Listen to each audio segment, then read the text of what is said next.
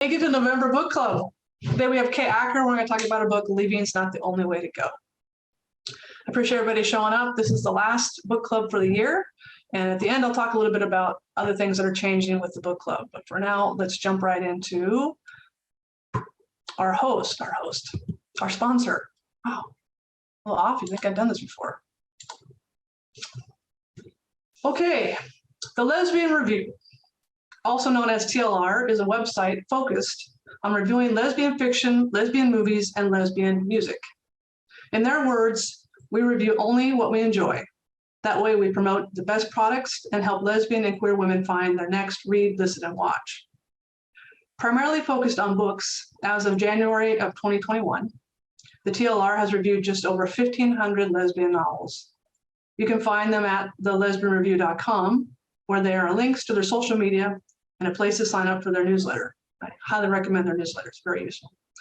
Following TLR is an easy way to boost your reading list with only the most brilliant lesbian books. So please give them a look and find your next read.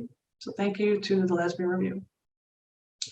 Before we actually get kicked off, I need to do a couple little housekeeping items. You're probably familiar with it if you've been to a few of these. Everybody should be on mute to start off, just to avoid any unexpected background noise. Of course, if you want to interact with Kay, all you have to do is unmute yourself or put something in the chat. However you want to communicate is perfect, but we definitely encourage that. If you do put something in the chat, there's a setting where you want to make sure you're talking to everyone. So you might have to flip that toggle over to the chat to say to everyone, so that it doesn't go just to a particular person like me or Kay. All right, are you ready? Okay, I'm going to read your blurb. Kay Acker grew up in northern Alabama and lives in southern Vermont with their wife. They play tabletop games with friends and enjoy the daily antics of two cats. The first queer romance novel Kay read was found in a public library and hidden in their room until well after the due date. They now borrow, read, and write queer books openly. And I think a lot of us can relate with finding that book in the library and hiding it in the room because it was so amazing. What would you like to tell us a little bit about your book before you do your reading? Sure. So Leaving's Not the Only Way to Go is a contemporary romance about two women who are navigating grief and figuring out what their future looks like now that the plans that they had made for themselves are gone. And despite that, it is not a downer, I promise. It is about people connecting with each other and really finding themselves and the life that they want for themselves. And I've been asked to do a reading, and I usually read the first chapter, but I thought it might be neat to go a little bit deeper in. This is chapter 6 from the point of view of Georgia. The book alternates point of views in each chapter. And so at this point, Lauren and Georgia have met each other at work and at a bereavement group. And Georgia is very stressed out because the computer program that Lauren's company built is not good, to put it nicely. So starting from there.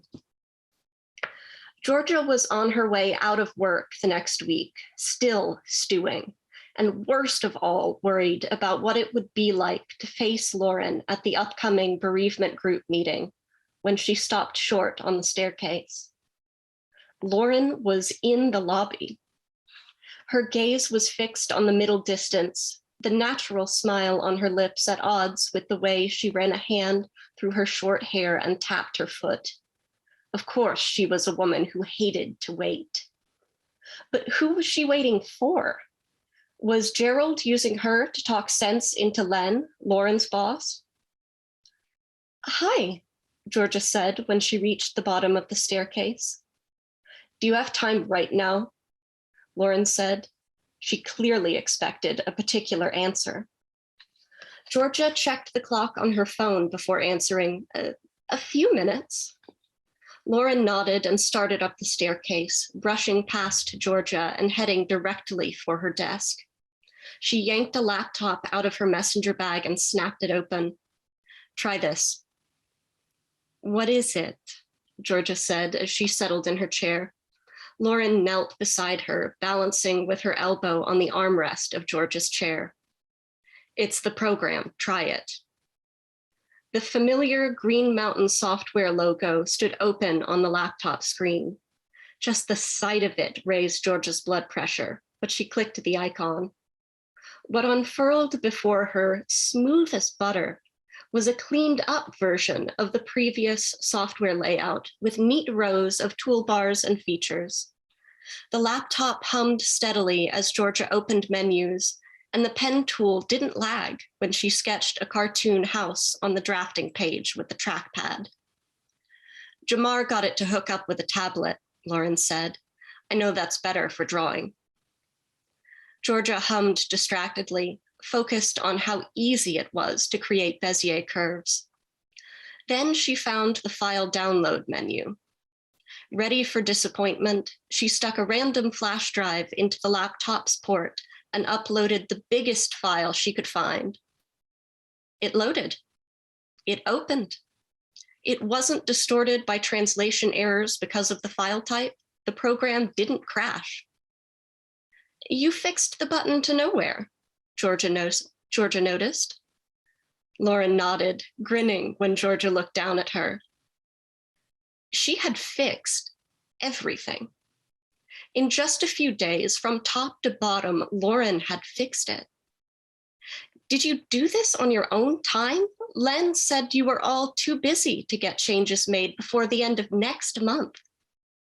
It's easy once you identify the problem, Lauren said. You said you needed a functioning program right away. I took that seriously. Lauren's voice was firm, but her grin hadn't faded, and her eyes were sparkling with pride. Her eyes were dark brown. They were beautiful, and now was not the time to be noticing that. Georgia turned away from Lauren's steady gaze and futzed with the program. This woman had taken her seriously, had been listening to her the whole time, and the program she'd made? It's wonderful. Why is this so wonderful when the original was so bad? Lauren shrugged, sinking down to sit cross-legged on the floor by Georgia's chair. Not enough time was one issue, and our priorities were really mixed up. A lot of daring new ideas, not a lot of follow-through. We'll get the fancier features eventually, but this should have everything you need to get by for now. Lauren came into sharp focus for Georgia in that moment.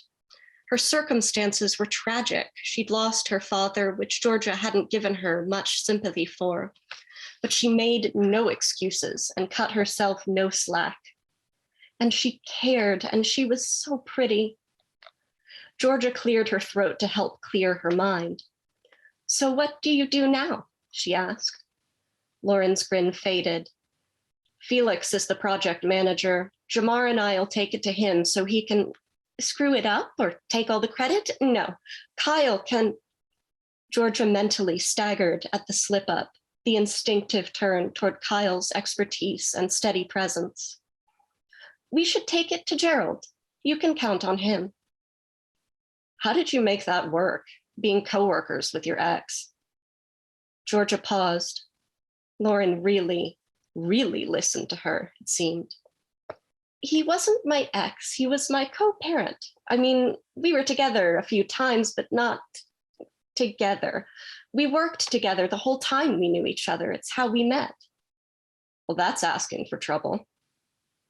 Georgia remembered trying to explain the situation to Gerald when it had first arisen and frowned fondly. I guess, she said, we always agreed it wasn't serious between us, and maybe we should have just not been together, but it was fun. Then we found out we were going to have Hannah. Neither of us expected to ever have the usual kind of family, so we decided we wanted to have her. We weren't a couple, but we were a team. Georgia noticed she was rocking her chair back and forth and stopped. Kyle's office was right below Georgia's desk. He used to tease her about being able to hear her rolling around and fidgeting in her chair. One day, he said, he was going to bang on the ceiling like she was a rowdy neighbor, but he never did. He never would. Georgia shook her head so hard her neck popped, dislodging her helpless thoughts like buzzing flies.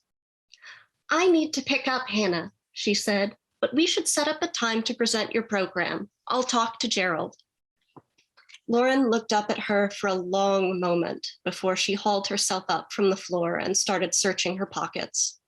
Eventually, she produced a business card. My schedule's flexible, she said. Just call and tell me when to show up. She gathered her computer and headed for the stairs, rubbing her eyes as she went. How about that? Georgia muttered. She felt like she'd been shoveling mud for weeks now and suddenly struck gold. Kyle would have teased her for hours. Excellent. That was a great scene. I like that one a lot. So there are a few starter questions that came up from people through the Facebook group and also a couple of emails, but I'm going to jump right into one of them that really touches on what you just read about the software demo failure. Do you have experience? Because I have a computer science background, and let me tell you, that was exactly like some of the things I've seen happen in demos. So how did you know how to write it so well? Well, that is the blessing of having a member of the household who is a computer programmer, my friend Beth. She spent a lot of time talking me through it and then reading what I'd written and saying, no, it's not quite like that, and adjusting it.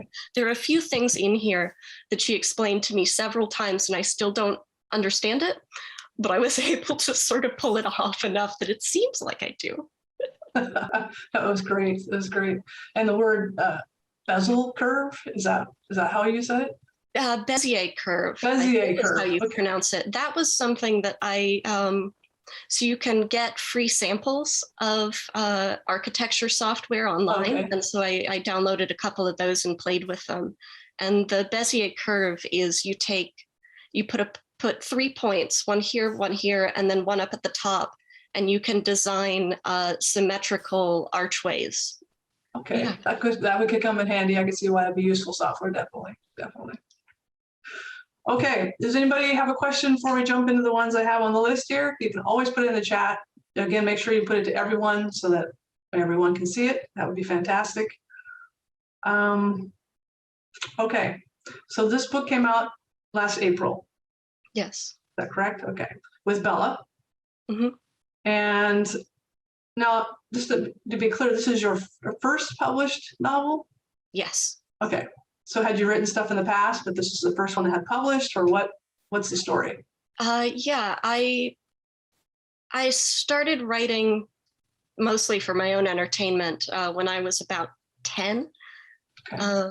And then I wanted to go to an arts high school in Birmingham, Alabama. And I realized I wasn't good enough to get into the theater program. So I tried for writing, didn't get in, studied really hard over the summer and got in the next year. So did a lot of writing through high school and college. But yeah, this was the first thing that I ever even intended to publish. Wow, congratulations. It's a great first novel. Really nicely done. I really enjoyed it. All right, we have a little bit of activity over here. Oh, one of them we had talked about before we started about the salamanders. Yes. Someone said, excellent reading. Did you take any special training, theater or others? Okay, we did hit that. Let's talk about those salamanders though. When did your fascination begin and why? And you can pronounce it because you did it better than I did. So most English speakers pronounce it axolotl. I found out a few months after the book came out that a more accurate pronunciation would be ashalok. Ashalocks were something that I got really interested in because of someone online that I knew. And I ended up realizing that there was a connection that I hadn't thought of while I was writing. But my dad, so Lauren's dad in the book has died, and that was something that had always been part of the plot. And then about a month after I had finished the first draft of this book, my dad died. And I realized that there was an accidental connection because he was a type 1 diabetic who was very, very interested in stem cell research. And Ashalaks are really unique because they have a ton of stem cells throughout their body that can help them regrow not only limbs like a lot of lizards and amphibians, but eyes and bones and parts of their brain even. Wow. So it's a really incredible avenue for exploring how to grow new functional organs for humans. Wow, that is amazing. And other than amazing, they're very cute. I noticed you put it on the cover. Keep the questions coming, everybody. And then that was a heavy transition there. So talking about, you did have a lot of heavy topics in your plot. Death of loved ones, bisexuality, autism. So how did you make them all come across authentic? Because that's what I really enjoyed about it, is that there was a lot of depth to all the different facets of this book. How did you pull that off?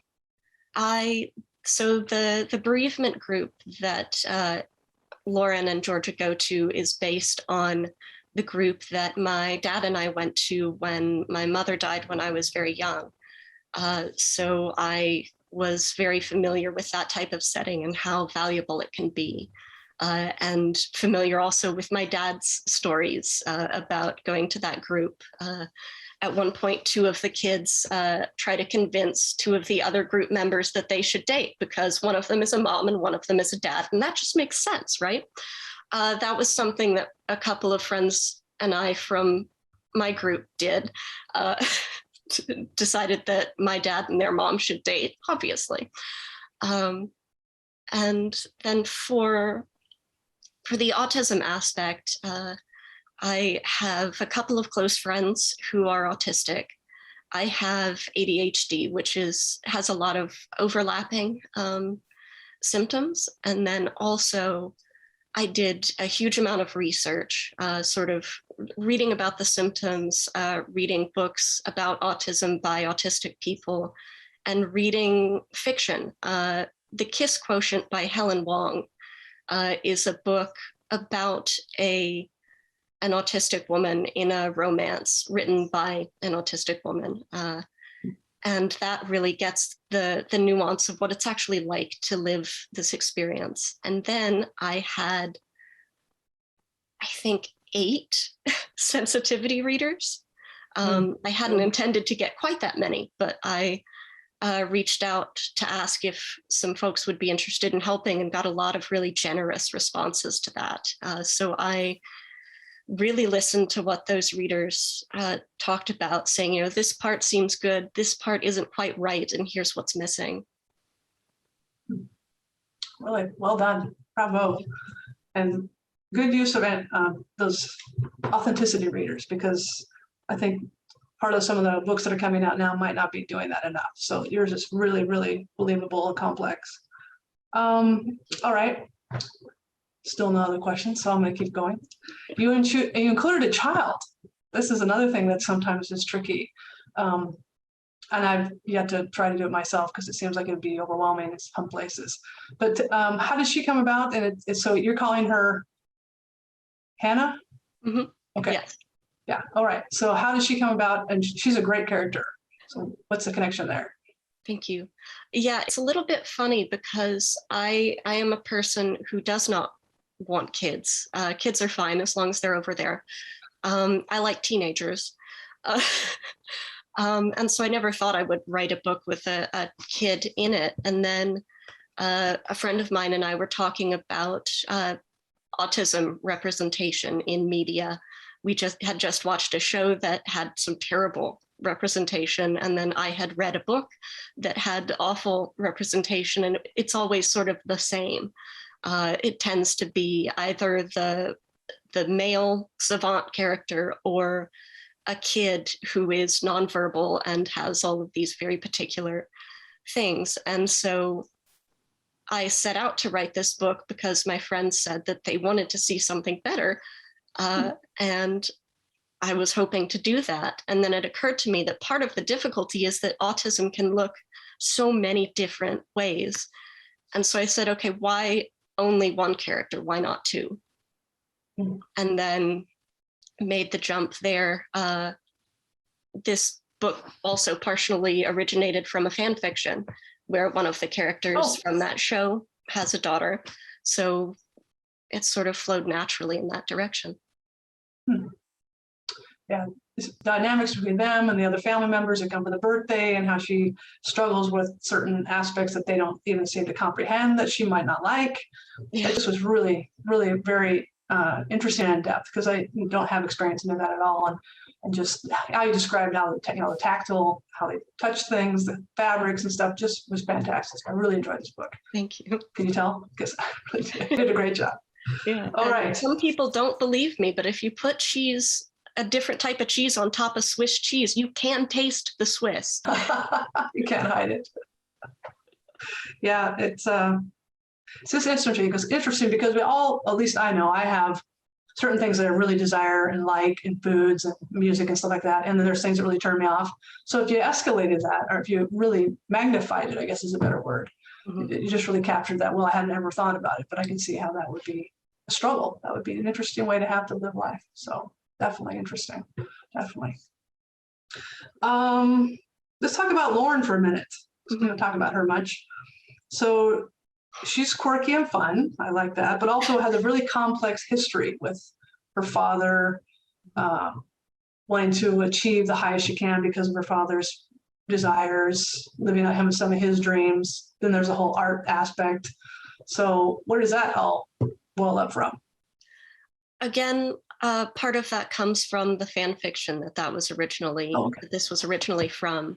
One of the characters has a really difficult, borderline abusive relationship with her father. The love of art and the perfectionism and dissatisfaction with his own art did come from my dad. He was a perfectionist who really struggled to make things look the way that he had imagined them. But I also pulled a lot of things from my dad for Kyle, Hannah's dad, who does a very good job. And then the idea that someone might threaten to saddle you with student loans if you don't finish art school is actually my computer programmer friend's story. Yeah, I get it. I get that. Yeah, I totally get it. So you mentioned fan fiction. So I'm not familiar with what the fan fiction aspect was. What's it? It's fan fiction of a couple from the sci-fi show Warehouse 13, Baring and Wells. And it is the original fan fiction was a extreme AU alternate universe of a prompt that someone sent me. And I really went into left field with it. I think it was something about meeting again in a coffee shop and getting a second chance. And somehow I ended up in the bereavement group. And I was really excited about where it went. And I got so far into the meat of that little fan fiction that it was like, okay, this is nothing like the show it started with. And then I thought, okay, and you know what? I bet there's even more here. And then there's a whole novel came out of it. Hopefully. Yeah. So do you dabble in fan fiction other than that? Yeah, I do a bit of it. I haven't lately, but I've written several stories for Baring and Wells and a couple of fics for, I think, Person of Interest, Buffy, of course. Hey, there you mentioned one that I actually know what you're talking about. So. But that's really cool. I always thought fan fiction would be fun. I've just never dabbled in it. I guess I need to give it a shot because lots of people have tried it and it sounds like a lot of fun. It is fun and it's good practice and it's sort of safe practice because everyone's just there to have fun. And so you're not going to get any serious criticism or high stakes. And it was nice to be able to just work with other characters that people had created during college when I was really busy, but I wanted to keep writing. Right. Gotcha. All right, we have a question from Nancy. Hi, Nancy. You mentioned eye contact or avoiding it in several scenes. What's the significance? That is one of the things that can be really uncomfortable for autistic people. A lot of autistic people have a hard time making direct eye contact, although some actually are too comfortable with it and will do it a bit too much. It's something that people who are trying to hide their autism are sort of constantly paying attention to and trying to get it right, so that other people don't notice that they're doing it a little bit oddly.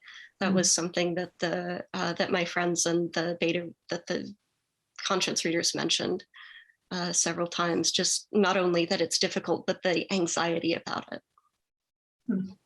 That makes sense, actually. Yeah, that makes sense. Okay. Let's see. Now, Kyle, you mentioned Kyle a little bit. I had one thing I would say I wished more of Kyle would have been in the story. That he seemed like a really good father figure, character, partner, and maybe even a flashback or something would have been great to get to know him better. So, because he was really a powerful character, even though he wasn't there necessarily. And was there a role model for Kyle? I mean, how did you come up with your character? Yeah, little pieces of it were from my dad, but not much. I think partly I modeled him as, in listening to autistic folks discuss and thinking about, what's the perfect partner for me for my ADHD, creating a person who was genuinely supportive and genuinely paying attention and making space for the people that he loves as they are. And I also wish there had been more Kyle. As I created him, I was like, man, I'm kind of sorry he's dead. I cried for him a lot. Yeah, he was definitely a very 3D character, considering he was not actually in the story as a character. But yeah, it was very cool. It's very cool. And then there was Ben, the right, the karate dad. Yeah. So that was interesting to throw him as kind of a, I don't know if you meant it that way, but it was kind of a contrast with Kyle a little bit about, maybe as another possible partner. And then he didn't seem to be quite as sincere when you found out that he had been maybe telling some lies about their relationship to his friends. And so that was interesting too, to have that kind of spin there on the two sides of the coin sort of scenario. At least that's how I took it. I don't know if you meant it that way, but I hadn't thought about it that way, but it's neat. Yeah. Yeah, definitely. I should take credit for that. Oh yeah. That's totally intentional. Definitely. Yeah. Write that down for the next interview. That's right. And then I had this foil behind the bed. Yeah, exactly. Okay. Let's see. Anybody else? All right. So then I have to. Oh wait, we have one pop up here. Nancy again. Thanks, Nancy. I don't understand Georgia giving Tracy a necklace. What does it mean that she never missed an opportunity to let non-autistic people stim? Good question. Yeah, very good question. So I think this is the scene where Georgia and Kelly, Kyle's sister, are having a conversation. Kelly's pretty stressed and sort of fidgeting with her hands. And so Georgia gives her a necklace to just sort of fidget with. And so stimming is, I think I have a definition somewhere in the text, but it's the little fidgets and habits that people do to soothe themselves, release excess energy, and sort of express how they're feeling. And it's something that's very pronounced in people who are autistic or have ADHD. I'm sort of squeezing my hands together as we're talking, and that's a stim. But it is something that everyone does sometimes. So if you are sort of impatient and you bounce your leg or pick your nails or play with your hair, all of that is stimming. And it's a normal thing that people try to get autistic and ADHD people to not do, even though it's healthy, and people who aren't autistic should probably do it more. It's very soothing. I find it soothing. I spin my ring. I definitely know I do that. Exactly. Yes, definitely spin my ring. It's very soothing to do so. Repetitive motion. Yeah, that's a good question. Yeah. Sue Still says, I thought you covered the autism really well, and that was a great book. I think we're all in agreement on that it was really well handled, really well handled. Now the title, so leaving is not the only way to go. And I don't want, for those who may not have finished, I don't want to give away the entire ending, but is that where it came from, is based on how the book ends? Or what was your, title's gonna be tricky. Where did you come up with your title? Yeah. It's also the title of a song from the musical Big River, which is based on Huck Finn. And it's a beautiful song that takes place after a funeral in the play. And I really loved the lyrics. Let me see if I can pull them out. I'm not going to sing, but you can sing. That would be awesome. We're recording it. Go right ahead.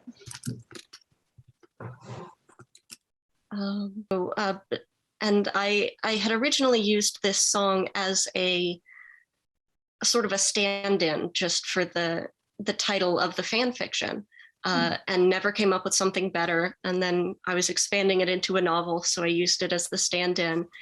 And then I talked to Erica Abbott at the 2019 GCLS conference, and I said, this is what I'm calling it now. Because I haven't come up with something better. And she said, well, I don't know if there is anything better. And when Erica Abbott says that, you listen to her.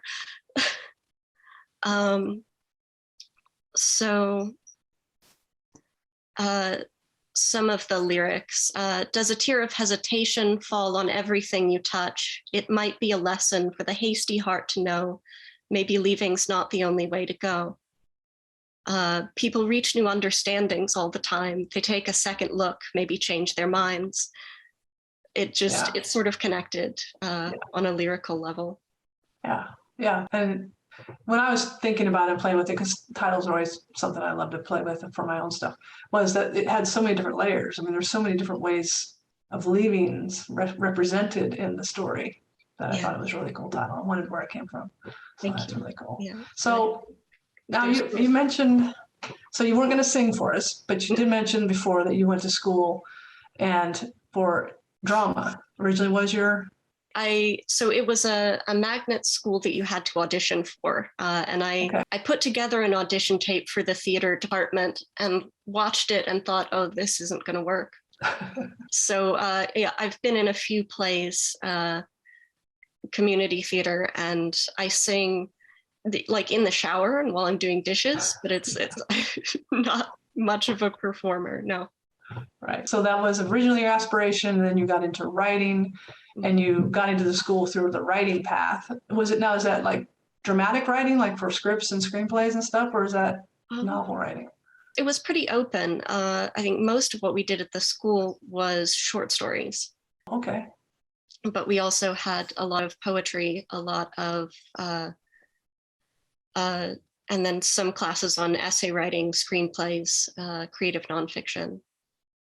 So it was sort of giving a basis for any type of writing that we might want to do. I see. Very cool. Did you ever aspire to write a play or anything? Or you just always enjoyed just the narrative?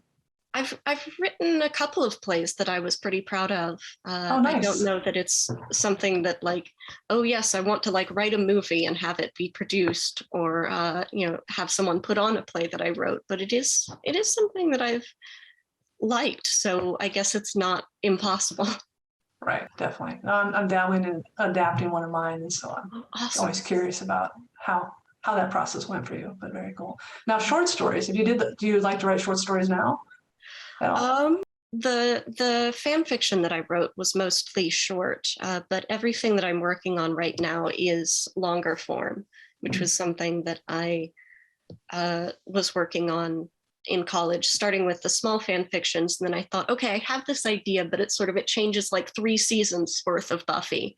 And so I wrote this enormous beast of a fan fiction and started figuring out what the structure was there, and decided that was something I wanted to keep learning. Yeah, gotcha. Was Willow in it? Yes. Oh, awesome. Oh yeah, it was Willow. Yes. I definitely want to read that. She was my favorite for sure. Definitely. Yeah. So other questions Pop something in the chat there. Help us keep going on this before we switch over to non-book related stuff. Or, well, not this story. It'll still be book related, obviously. But you did mention that you were maybe working on something else. Mm-hmm. What can we expect? What's happening? So the project, first, I do want to say it is going slowly. So it's not going to be, it's not coming soon to a theater near y'all, but it's a paranormal romance / Wow. mystery. Again, it was sort of, I was watching a TV show and they killed off two of my two favorite characters along with a bunch of other people. And I thought, well, that's not fair. And then I was like, and what if these two favorite characters were in love also? And what if, and what if, and what if? And it just sort of spun out from there into something completely different. But I'm really excited to continue working on this because the main character, Jan, is very, very focused on the mystery. But her love interest is totally bought into the romance aspect. And so the conflict of those two perspectives is really fun to play with. Okay, I'm definitely intrigued. And what show did they get killed off in? Not Game of Thrones or something. I mean, everybody dies in that one. It's just, so. Again, it's an older sci-fi show called Haven, which I watched because Stephanie Dole worked on it. And I thought, oh, well, she's really proud of this work, and so I should check it out. And I can see why she's proud of it. And it's a wonderful show. And also, I'm really mad that they killed these characters, which she was not in charge of. So no, that does always irritate you. You have a favorite character that's no longer on the show. That's never fun.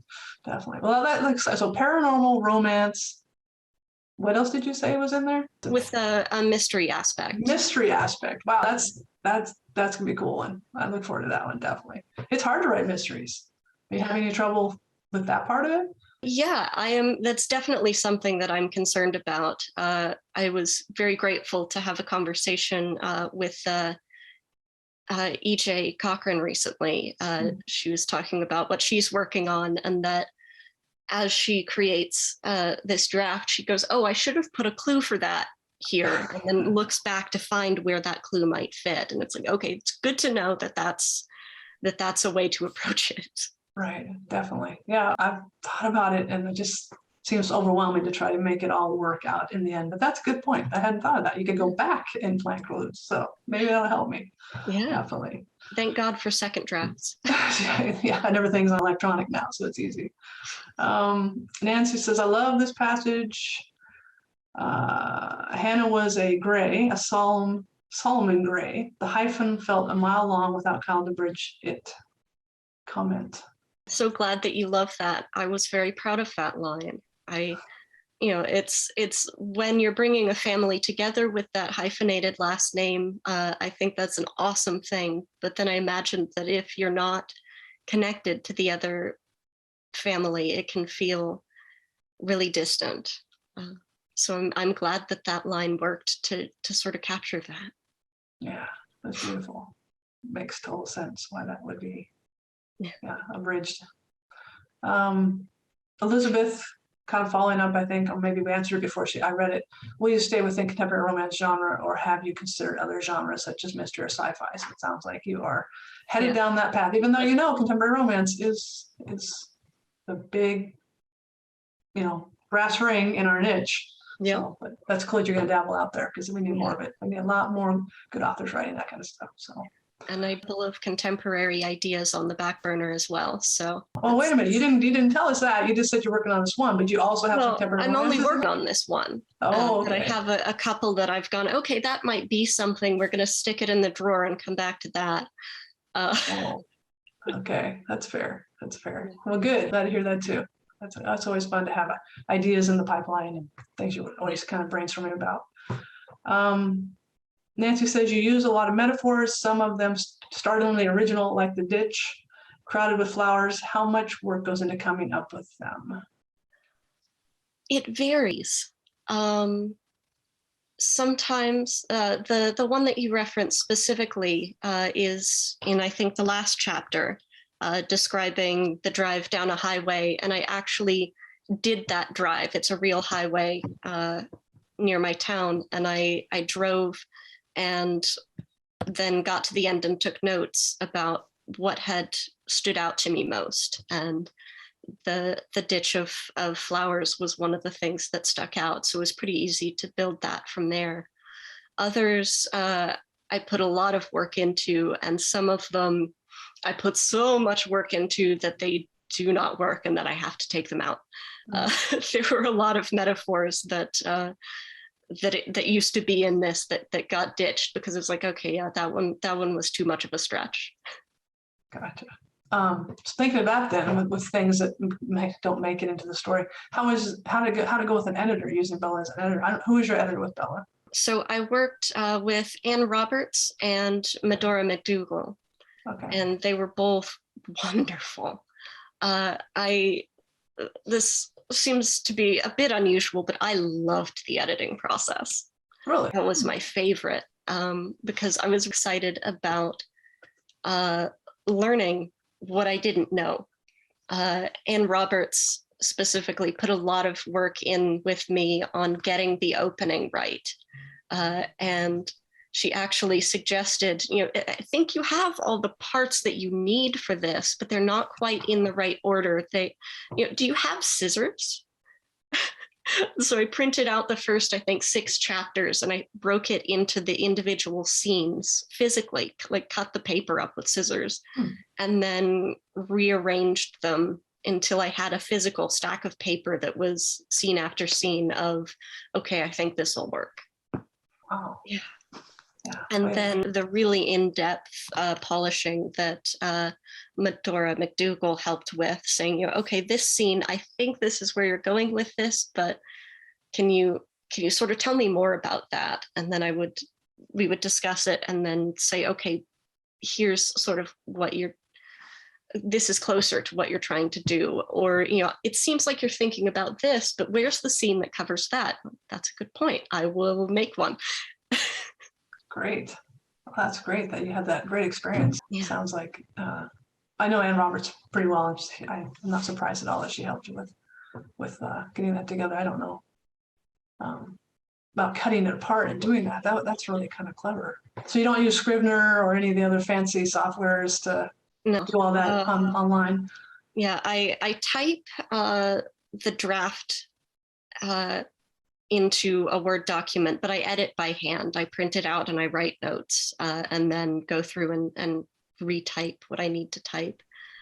But yeah, something about having it on a screen makes it not feel quite real enough for me. And so Anne was like, oh, well, we'll make it really real for you. Perfect. Scissors, paper, tape. Here you go. Knock yourself out. Yeah, that's great. That is great. Yeah, it's easier, I think, to edit with pen in your hand, in my opinion. At least that first one, you're cutting stuff. It's a lot easier. So totally get it. Totally get it. All right, that's all I had as far as the questions that came in through my email and ones I had from the book. I'm going to transition now, and we touched on this just a little bit before we started the book club, was your Facebook group. So you have the Facebook group, the Sapphic Story Hour. So that is a virtual event that was started with my local queer community organization, Queer Connect, as sort of a way to pass the time during lockdown here in Vermont, which was from April to mid-May to late May. I think may have gone into June. And we thought, okay, a couple of months, once a week, we'll set up a little reading. And it's about a year and a half later, and it's still going and has changed a lot. I'm really excited about it. So I have, Karen Callmaker has agreed to do a reading for us at some point in the new year, which is very exciting. Yeah. And it's also primarily a way to introduce people to new authors or authors who are independent and might not have reached a larger audience. So I really am excited to have Karen so that because everyone loves Karen and wants to hear from her. Yeah. And then hopefully we can pull in folks to come see the folks that they haven't heard from. Right. And then there is also a reader and writer roundtable, which is sort of a discussion where authors can bring the things that they're working on or questions that they have and talk it over with other writers and with readers, because we write for ourselves, but we publish for readers. So hearing from readers about the stories that we're working on can be really, really valuable. Yeah, that's very clever. And that goes on for like an hour? Yep. So the roundtable is the first Thursday of every month, 7 Eastern, for an hour. And then usually the third week, but sometimes it moves around, the third week of the month is the author reading and discussion. It's similar to this. Okay. I'll have to But look into that. You do not have to have read the book to join. Right. Yeah. Well, I'm a part of your group. I know that. Excellent. And when this came up, I went and looked, and I'm more intrigued. I'm even more intrigued. I have to join in on some of those and see, especially that roundtable. That would be really useful. It is wonderful. So yes, you can find the Facebook group for that. It's the Sapphic Story Hour, or you can message me directly on Facebook or on Twitter and get the information to connect with us. Great. It's great. I'm surprised no one's typing that in to the chat. Hint, hint, hint. The path to that would be great. I know I have some people out there that do that. We'll talk about what you're working on next, and where else can we find you on social media? But it doesn't have a shared link. The chat, or chat, little birdie says doesn't have a shared link. Let me work on that. Okay. Thank you, Christelle. Appreciate your help. Sapphic Story Hour. Yes. Right. So it is a private group. We ask a couple of questions about what you like to read. Good. Yeah. There's the link there. And I'm on Twitter at Kay Acker _author. That's where I'm most active. Facebook, I do have one and I check it, but I don't really interact with it. And then I do have a website with a contact page that folks are welcome to use as well. But the main point of contact is the Twitter. Twitter. So you're big on Twitter. Okay. Gotcha. Hearing that more and more. Why do you prefer Twitter? It was the one that felt most intuitive to me, I think. And it isn't quite as overwhelmed by the algorithm. It is still possible to view things in chronological order and to not get quite as much of a feedback loop as with Facebook, where you can kind of get buried very quickly unless you're constantly both posting and getting interacted with. And I enjoy being able to put something brief out, maybe a picture, and then also connect with other folks, little snapshots of what they're working on. Got it. Okay. I'm still trying to get my head around Twitter. I'm definitely Facebook camp, but Twitter's growing even faster in popularity than I had anticipated. So it's a different way of thinking. It's a different way of thinking, but okay. Good to know. All right, you put yours in there. We've got a couple posts about your story, Sapphic Story Hour. Okay. So obviously the book we just talked about is out on the Bella website and also on Amazon. Yes. Okay. I think you can get it through Barnes and Noble as well. Okay, cool. That's cool. I didn't know that. That's excellent. And now this is when we talk about your next coming book, but you said you didn't have a timeline. Not to put pressure on you or anything, but what are you thinking? 2022? Well, it is hard to say because there are a few factors. While I was writing Leaving, I had 2 jobs. One of them was the night shift at a girls' home where I was supervising. So I had to stay awake and sit in the hallway, and there was plenty of time to write. And the other was a very short job that was only about 10 hours a week. So I had a lot of time. I am working more now, and also managing fibromyalgia, which is a chronic illness. And it's mild in my case, but, you know, keeping low stress, not putting pressure on is really healthy for that. And so I am excited about this book and excited to get it done in its own time. Actually, I love that. Actually, I wish I subscribed to that a little more. I did an interview with someone because I'm newly diagnosed and my case is mild. And the new book has a character with fibromyalgia in it, but I wanted to talk to people with some other experiences. And one of them said something absolutely beautiful about adjusting to the pace of things and becoming creative again. She said, "Don't worry about where it comes from. Know that it will come." Nice. That is a good one. Good one to put on a sticky note and put on the mirror every morning. Yeah, definitely. Very nice. Okay. Well, on that note, is there any other questions from the audience that we want to touch on? Otherwise, I'll do my little closing bit. Good? Okay. Thank you so much, Kay, for being here with us. This has really been a great session. I enjoyed the book thoroughly. You've been wonderful. Thanks for all the answers. I appreciate it a lot. Thank you. Yes, absolutely. And yes, and the applause. Thank you. Those out there in the audience applauding. Perfect. Thank you. And I wanted to mention that this was the last book club of the year. We don't usually have one in December. On top of that, we are also not having one necessarily in January because we're switching over to the virtual series. So the book club is going to be absorbed into the virtual series, and there'll be a different schedule for that. On top of that, I'm actually hanging up my hosting hat and will not host every month like I have been.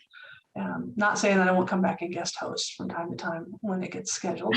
Michelle, she's gonna thumbs down. Thank you, Michelle Dunkley. I appreciate that. I think that means you don't want me to stop hosting. But I just want to let you know that's what's going on. I hope everybody has a wonderful rest of your day and rest of your month, rest of your year. It's been really fun being in the book club with you guys and everybody showing up. So thank you again. And with that, I think we're going to wrap up. Thank you so much.